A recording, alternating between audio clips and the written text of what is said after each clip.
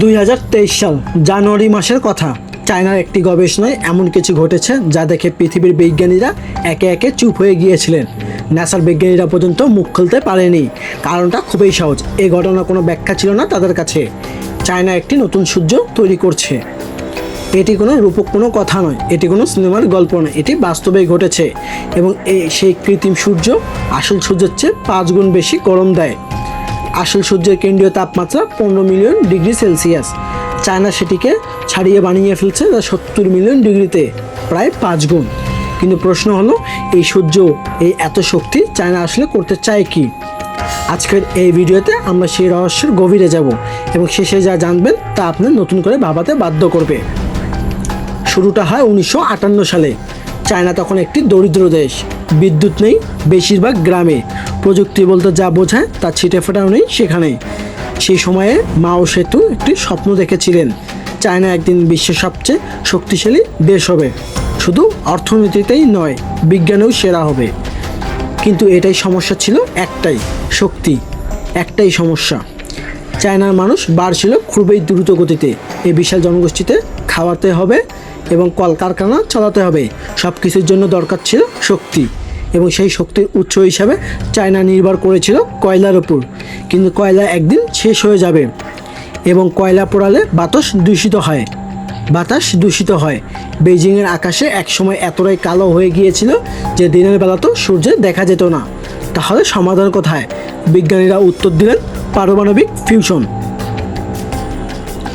সহজ কথায়, সূর্য যেভাবে শক্তি তৈরি করে ঠিক সেই একই পদ্ধতিতে ব্যবহার করে পৃথিবীতেও সীমাহীন পরিষ্কার শক্তি উৎপাদন করা। এবং এখান থেকে শুরু হয় সেই অসাধারণ যাত্রা যা আজ পৃথিবীর ইতিহাসে বদলে দিতে পারে। চলেন দেখে আসি সূর্য আসলে কিভাবে জ্বলে। সূর্যের কেন্দ্রে প্রতি সেকেন্ডে 60 কোটি টন হাইড্রোজেন পুড়ছে। কিন্তু পোড়া মানে এখানে আগুন নয়, সূর্যের কেন্দ্রে এত বেশি চাপ এবং তাপমাত্রা, দুটো হাইড্রোজেন পরমাণু একসাথে মিলে হিলিয়াম তৈরি হয়। এই প্রক্রিয়াকেই বলা হয় নিউক্লিয়ার ফিউশন। এবং সেই মিলনের সময় যে শক্তি বের হয় সেটাকেই বলা হয় পৃথিবীতে আসে। সেই আলোই পৃথিবীতে আসে, যে আলো গাছ জন্মায়, ফসল হয়, আমরা বেঁচে থাকি। এখন প্রশ্ন হলো, পৃথিবী কি এই একই প্রক্রিয়া করা সম্ভব? উত্তর হলো হ্যাঁ, তবে সমস্যা একটাই, এই প্রক্রিয়া করতে হলে দরকার অকল্পনীয় পরিমাপ তাপমাত্রা। সূর্যের কেন্দ্রীয় তাপমাত্রা প্রায় 15 মিলিয়ন ডিগ্রি সেলসিয়াস। কিন্তু পৃথিবীতে এই প্রক্রিয়া করতে হলে আরও বেশি তাপমাত্রা লাগবে, কারণ পৃথিবী সূর্যের মতো মহাকর্ষ চাপ নেই। বিজ্ঞানীরা হিসাব করে দেখলেন কমপক্ষে 100 মিলিয়ন ডিগ্রি সেলসিয়াস লাগবে। এই তাপমাত্রায় পৃথিবীর কোনো ধাতু টিকে রাখা সম্ভব না, কোনো পাত্র নেই। এখানে একটি আগুন ধরে রাখা সম্ভব, এমন কোনো পৃথিবীতে পাত্র নেই। তাহলে চায়না কিভাবে পারল? কিভাবে এই অসম্ভব কাজটি সম্ভব করে দেখালো চায়না? এখানে আপনাকে পরিচয় করে দিই ইস্টের নামে, পৃথিবীর সবচেয়ে রহস্যময় যন্ত্র। চায়নার আনহুই প্রদেশে হেফিন শহরে একটি বিশাল বৃত্তাকার যন্ত্র বসানো হলো। এর নাম হলো ইস্ট। দেখতে অনেকটা বিশাল ডোনাটের মতো, কিন্তু এই ডোনাটের ভেতরে যা হয় তা আপনার কল্পনার বাহিরে। এই যন্ত্রটি চারদিকে থেকে বিশাল শক্তিশালী চুম্বক ক্ষেত্র ব্যবহার করে একটি প্লাজমার মাধ্যমে, মানে আয়নিত গ্যাস ধরে রাখে এই পাত্রের মাধ্যমে। এই প্লাজমাকে তারপর গরম করতে থাকে এবং এখানেই ঘটে এক অলৌকিক ঘটনা। প্লাজমার তাপমাত্রা ওঠে প্রায় 70 মিলিয়ন ডিগ্রি সেলসিয়াসে, আসল সূর্যের চেয়ে প্রায় 5 গুণ। ভাবতে পারতেছেন আপনি? এবং 2023 সালের জানুয়ারি মাসে চায়না বিজ্ঞানীর একটা অসাধারণ রেকর্ড তৈরি করলেন। ইস্ট রিঅ্যাক্টরের মাধ্যমে একটানা 103 সেকেন্ড ধরে এই তাপমাত্রা বজায় রাখছে। এর আগে সর্বোচ্চ তাপমাত্রা রেকর্ড ছিল মাত্র কয়েক সেকেন্ড। এই 103 সেকেন্ড মানে হয়তো কম লাগছে আপনার কাছে, কিন্তু বিজ্ঞানীর দৃষ্টিতে এটি একটি অসম্ভব অর্জন। কারণ 70 মিলিয়ন ডিগ্রিতে কোনো কিছু ধরে রাখা সম্ভব না। মানে একটি ছোট সূর্যকে বোতলে রাখছে চায়না, মানে একটি ছোট সূর্যকে বোতলে ধরে রাখছে চায়না। কিন্তু এই সাফল্যের পিছনে লুকিয়ে আছে আরও একটি বড় রহস্য।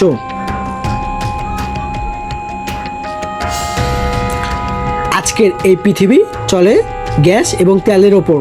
মধ্যপ্রাচ্য দেশগুলো ধনী কারণ তাদের কাছে তেল আছে। আমেরিকা বিশ্ব নিয়ন্ত্রণ করে, তেলের বাজার নিয়ন্ত্রণ করে। রাশিয়ার শক্তি গ্যাসে। কিন্তু কল্পনা করুন যদি এমন কোনো প্রযুক্তি আসে যেখানে সমুদ্রের পানি ব্যবহার করে সীমাহীন শক্তি তৈরি করা যায়, তাহলে তেলের কোনো দরকারই থাকবে না।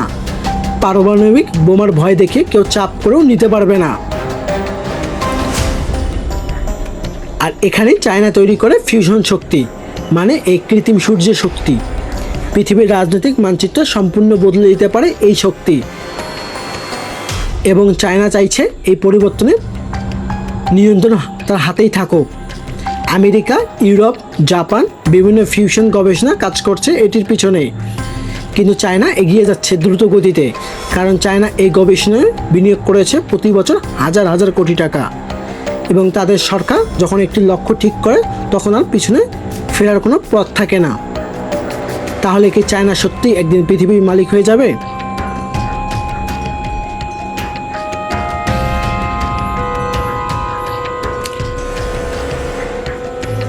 বিশ্বজুড়ে ফিউশনের দৌড় চায়না একা নয়। চায়না একাই ফিউশন তৈরি করছে না। ফ্রান্স তৈরি করছে ITER, পৃথিবীর সবচেয়ে বড় ফিউশন রিঅ্যাক্টর। এতে 35টি দেশ মিলে বিনিয়োগ করছে। এই প্রজেক্টে চায়নাও আছে অংশীদার হিসেবে। কিন্তু চায়না একসাথে নিজস্ব গবেষণা চালিয়ে যাচ্ছে আলাদাভাবে। আমেরিকায় ক্যালিফোর্নিয়ায় ন্যাশনাল আইডেন্টিফিকেশন ফ্যাকশন 2022 সালে প্রথমবার ফিউশন তৈরি হয়। এ থেকে যত শক্তি দেওয়া হয়েছে তার চেয়ে বেশি শক্তি বের করতে সফল হয়েছে। এটি একটি ঐতিহাসিক মুহূর্ত ছিল আমেরিকার জন্য। তবে দীর্ঘ দায়িত্বের দিক থেকে চায়না ইস্ট এখানে এগিয়ে আছে, কারণ বাণিজ্যিকভাবে ব্যবহারের জন্য দরকার দীর্ঘ সময় ধরে স্থিতিশীল শক্তি উৎপাদন, এবং এই পরীক্ষায় চায়না এগিয়ে। বিজ্ঞানীরা বলছেন 2024 সাল থেকে 2040 সাল এবং 2050 সালের মধ্যে পৃথিবীর প্রথম বাণিজ্যিক ফিউশন বিদ্যুৎ কেন্দ্র চালু হতে পারে। এবং যে দেশ এটি প্রথমবার করতে পারবে সে দেশই হবে একবিংশ শতাব্দীর সত্যকারের মহাশক্তি। তাহলে প্রশ্ন আসে, সেই দেশটা আসলে কে হবে? চায়না? আমাদের কি হবে? আমাদের মতো দেশের জন্য এর মানে কি? এখানে একটি ব্যক্তিগত কথা বলি আপনাকে। ব্যক্তিগত, আমরা বাংলাদেশে থাকি। আমাদের এখানে বিদ্যুৎ সংকট চলে। জ্বালানি তেলের দাম বাড়লে আমাদের জীবনযাত্রার খরচ বেড়ে যায়। গ্যাসের সংকটে কলকারখানা বন্ধ হয়ে যায়। ফিউশন শক্তি যদি সফল হয় তাহলে একদিন হয়তো আমরা এই প্রযুক্তি ব্যবহার করতে পারবো, কারণ ফিউশনের জ্বালানি হলো সমুদ্রের পানি থেকে, এবং সমুদ্রের পানি পৃথিবীর সব দেশে প্রায় বিনামূল্যেই পাওয়া যায়।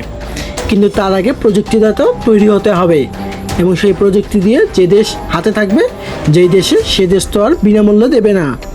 তাই চায়না এই গবেষণা শুধু চায়নার বিষয় নয়, এটি আমাদের বিষয়, কারণ এই প্রযুক্তির ওপর নির্ভর করছে আগামী প্রজন্মের শক্তিধর ভবিষ্যৎ।